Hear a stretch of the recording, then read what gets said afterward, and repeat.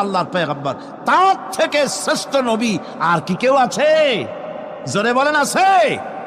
তার থেকে মাহবুব, তার থেকে শ্রেষ্ঠ আল্লাহর কাছে আর কেউ নাই। সেই নবীকে আল্লাহ রাব্বুল আলামিন কোরআনে কারীমের ভিতরে তাকে আব বলেছেন। কি বলেছেন? অনেকগুলি আয়াত আছে যে আয়াতের ভিতরে আল্লাহ পাক তার নাম নেন নাই, নবী বলেন নাই, রাসূল বলেন নাই, শুধু বলেছেন আব। যেমন ফাআওহা ইলা আবদিহি মা আওহা, অতঃপর তার বান্দার নিকট যা ওহী করার ছিল তা তিনি করলেন। সেই বান্দাকে মুহাম্মদ সাল্লাল্লাহু আলাইহি ওয়াসাল্লাম।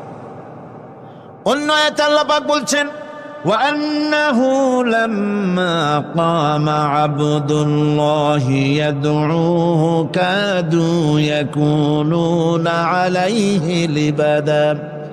আরে আল্লাহর বান্দা যখন নামাজ পড়তে দাঁড়িয়ে গেল, আল্লাহকে ডাকার জন্য যখন দাঁড়ালো, তখন লোকেরা তার উপরে ঝাঁপিয়ে পড়ল। ঝাঁপিয়ে পড়ার জন্য প্রস্তুতি গ্রহণ করলো। এখানে আব বলা হয়েছে কাকে? মুহাম্মদ সাল্লাল্লাহু আলাইহি সাল্লামকে।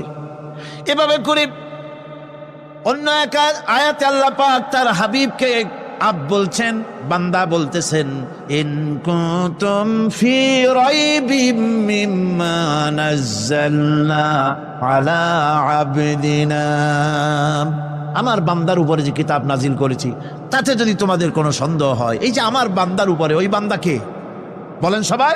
মুহাম্মদ রাসূলুল্লাহ সাল্লাল্লাহু আলাইহি ওয়াসাল্লাম। অন্য আয়াতে বলা হচ্ছে তাবারাকাল্লাযী নাযালাল ফুরকানা আলা আবদিহি লিয়াকুনা লিল আলামিনা নাযীরা। অতীব বরকতপূর্ণ সেই মহান সত্তা যিনি তার বান্দার উপরে ফুরকান নাজিল করেছেন। কে সেই বান্দা? মুহাম্মদ সাল্লাল্লাহু আলাইহি ওয়াসাল্লাম।